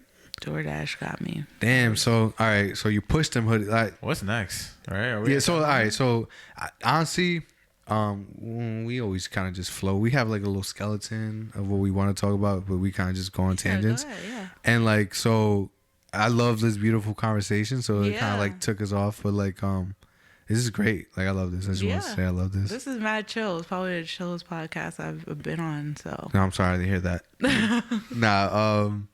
Say it one more time. So you pushed the hoodies. Clearly that went well because you got like, how does it feel seeing people wear your shit? Oh, That shit is fucking lit. I'm not gonna lie. I love that. I'm not gonna lie. It is like, When I see people like on their stories, like, oh, I don't know, they're out to eat with a girlfriend and they got the hoodie, I'm like, yo, facts. it just feels so good. I go into work and I see homies like rocking it. And You're like, I'm like, I'm like, oh man, fuck. I'm like, whatever. I'm Yeah. Hey. Like, what's up? yo, it's really the best feeling. Like, and it's like a genuine like, yeah. like, like I haven't invested in influencer marketing, mostly because I didn't want to budget that into my stuff. Plus I just wanted the idea of like how people really fucked with my shit. So like, I really wasn't really ready to. And don't get me wrong, I don't knock influencers, but I wasn't ready to like fake somebody, like pay someone to wear my stuff. Shit, yeah.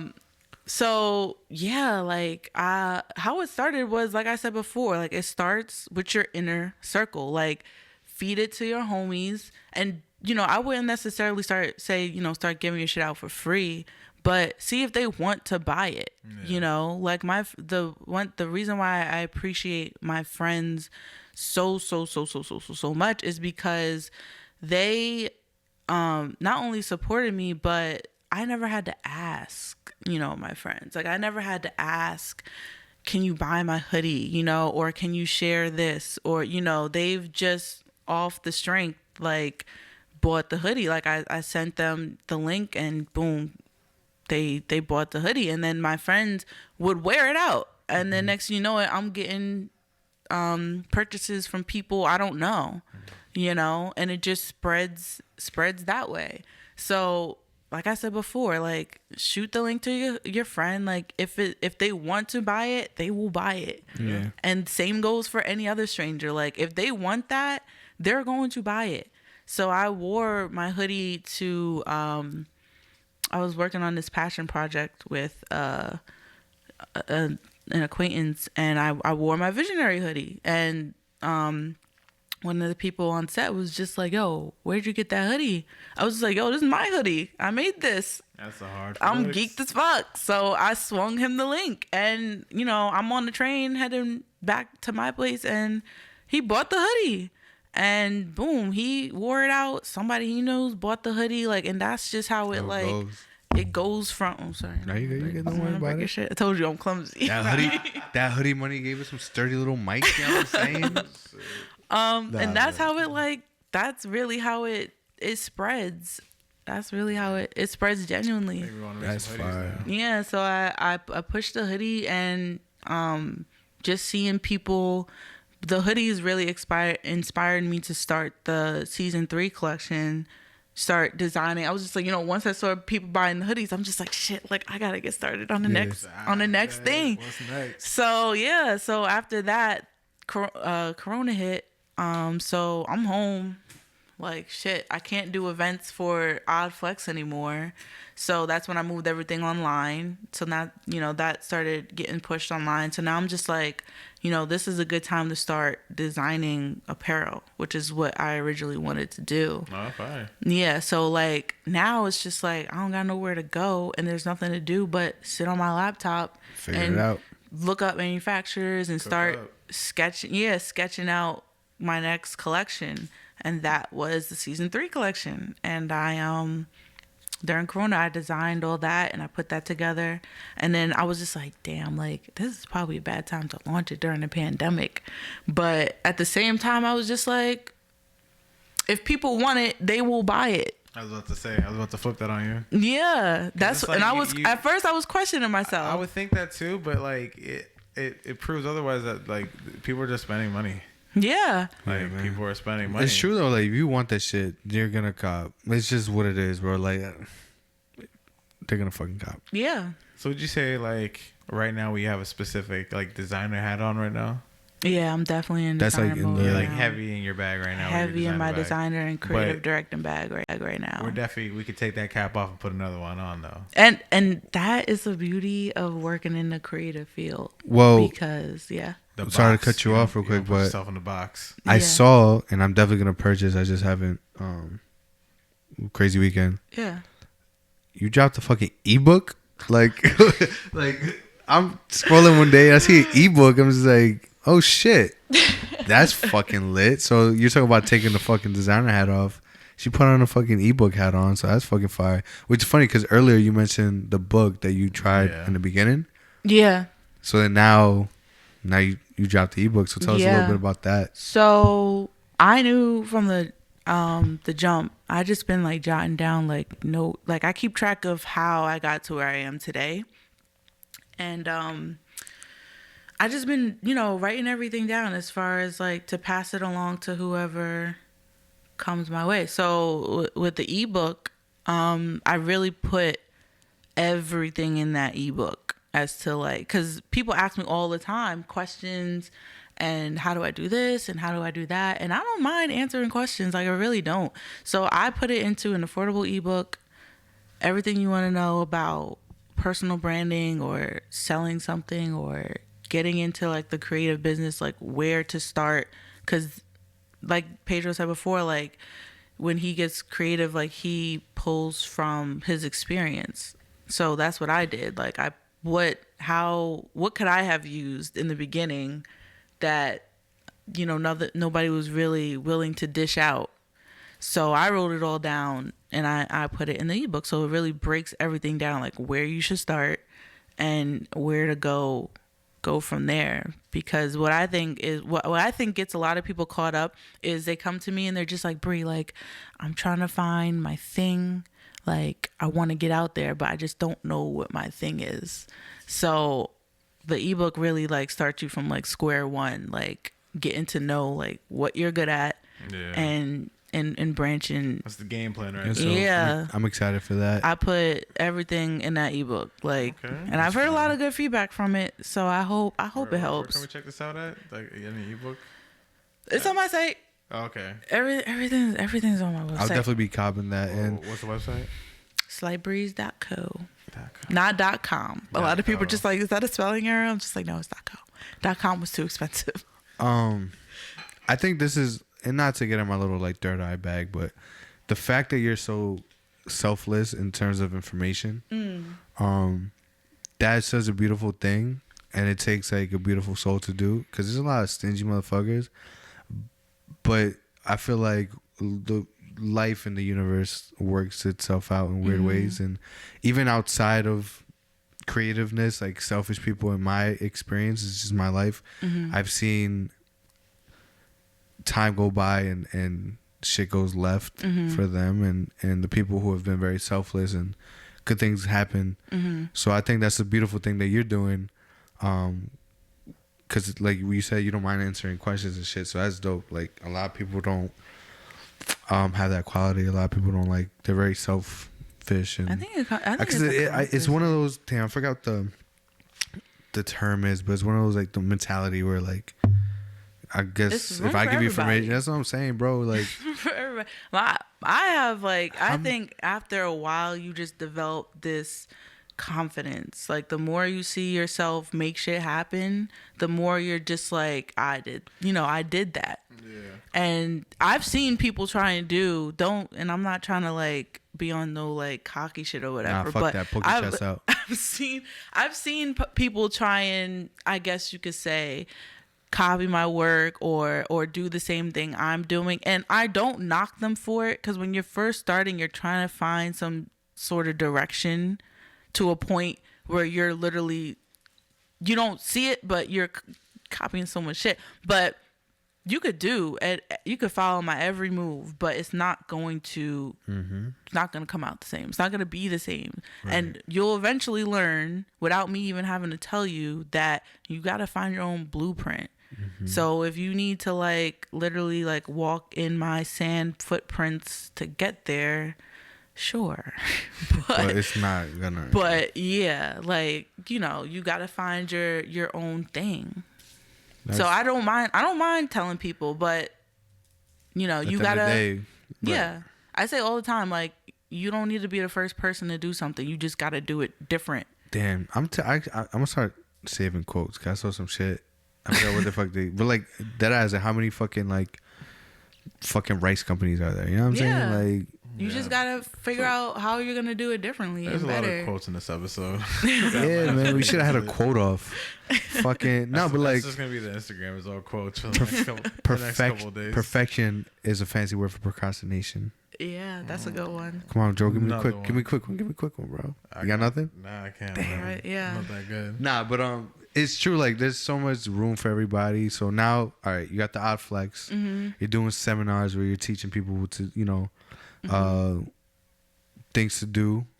Like, you got us on your website. Thank you for that. Yeah.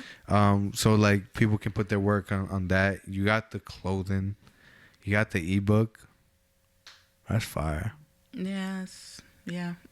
I wish people. She's so like, yeah. You just like, look back. Nah, that's so beautiful, bro. Like, I that need ass. that.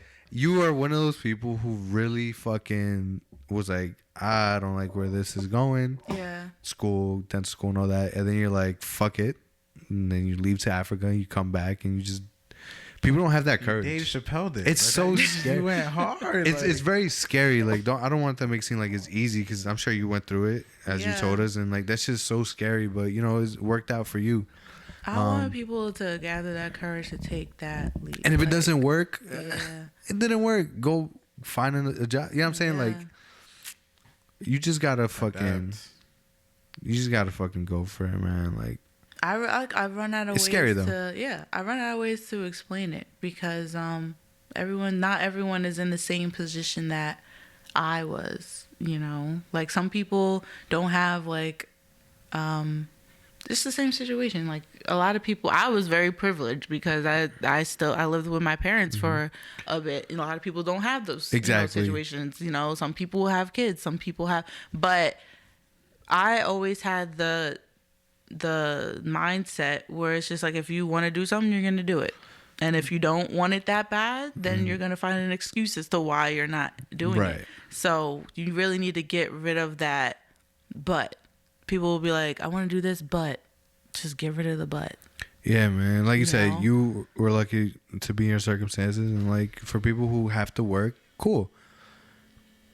Go home and you know, just find the time. Like whether if you sleep a little less or you have to cut out certain things, you know, you just have to do it. And by no means is that easy, but I feel like, you know, and it helps. Because like I said, like, yeah, I work 9 to 5. But it's that balance, because it's like sometimes I'm on my job like, yo, fuck these people. But yeah, and then I come and I'm doing this. I'm happy right now. I'm like so happy. So like whatever happened at work was whatever. And I was looking forward to this all day. You know what I'm saying? So like you got to find that balance, and it helps. It helps you. What I'm trying to say is kind of like if you're stressed out about work, but you come home and you're doing what you love, it kind of like makes the other things not so bad, because you're like, all right, I'm just doing that for a check to then invest into what I want to do. If you want it, it's yours. You know, I really believe that. I really believe that. If you want something bad, like all you have to do is want it bad enough. And if it does, I feel like if it doesn't happen for you, it's because you didn't want it bad enough. Yeah, I really truly believe that. And I tell people that all the time. I agree. Because you just didn't want it bad enough. And it gets scary, but I feel like when I quit my city job, it put me in that position of like, I have to make this happen. I don't have a choice now. Like this has, you know, one way or another, like this has to happen. It's gonna happen. Yeah, man, that's dope. And if man. you know, the more time you question yourself, it slows you up. That's fucking great. So something we always just end off the episode with like a tip. So I'll give you a little time. But just give it. It can be funny, serious, whatever you want. But I'll go. Damn.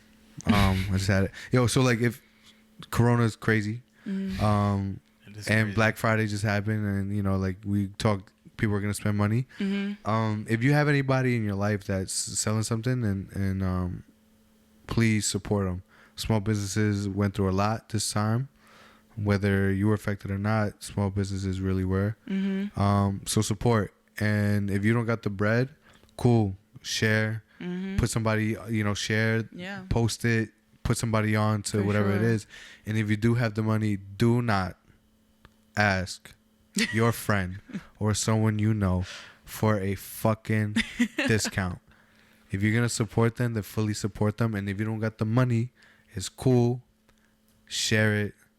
Put your friend on, put your mom on.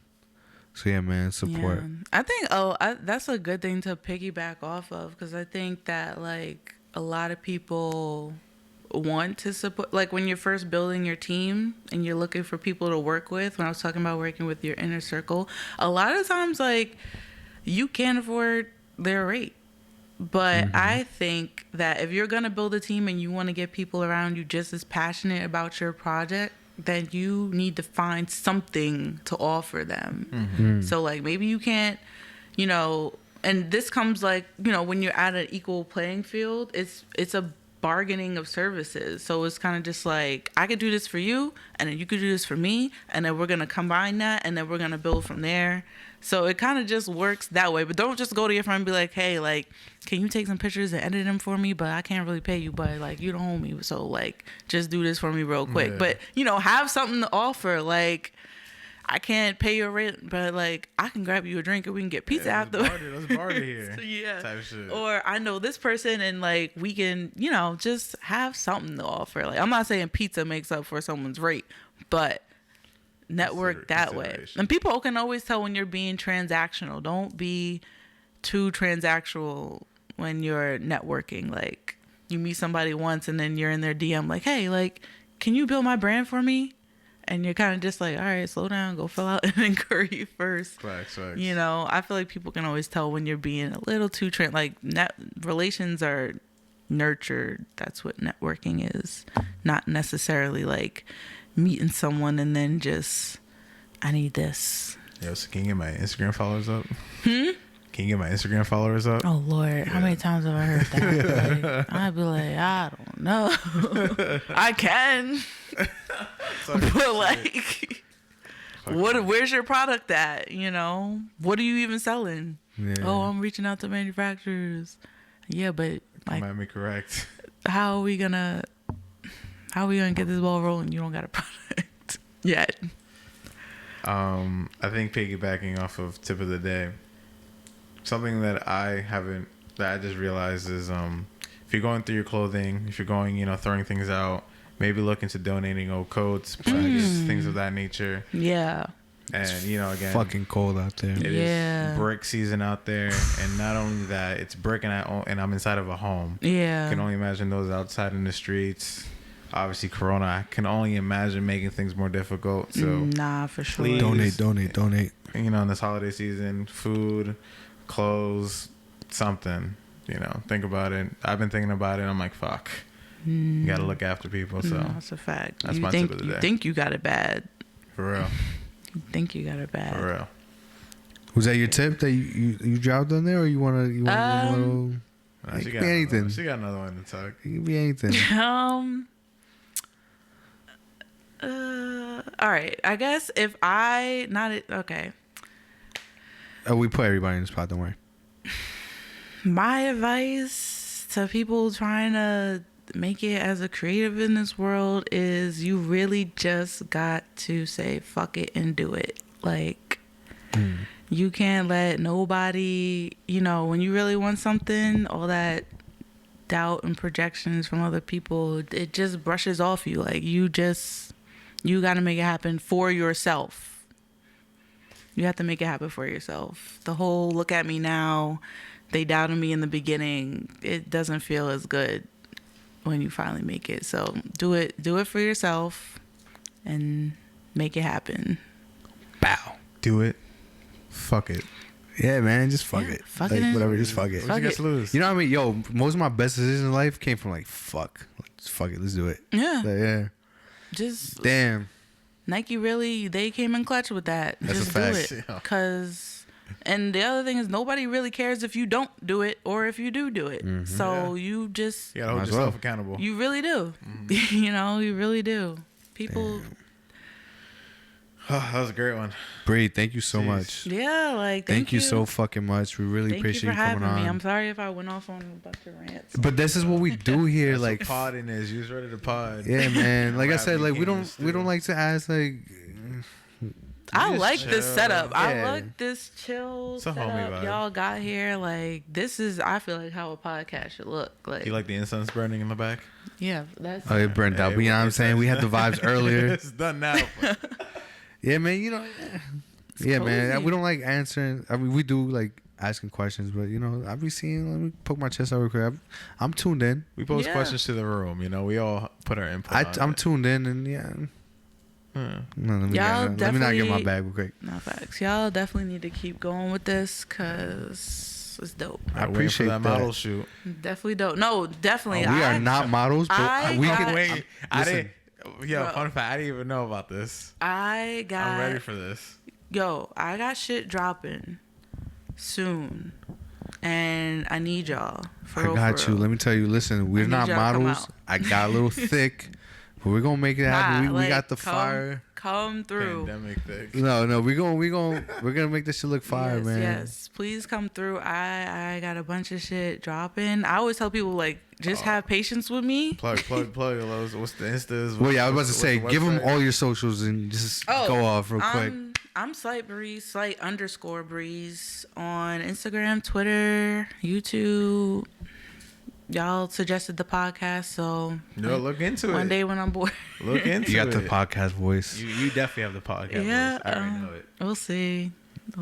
But Cop yeah, up that book. I'm definitely copping that book. Yeah, I'm not facts. even bullshitting. yeah, like come, like I'm gonna probably just leave it up there. Leave the, what was it, Cyber Monday sale up there, because I just want people to have a reference, have something to go off of. But by SlightBreeze is my brand on Instagram, and iFlex, of course, my baby, my firstborn, That's so, man. and that's it. Like, this was dope. Thank you. Damn, Thank Bree. you again. Thank you. Coming through. That's love. course. Who would have thought just walking by the high school?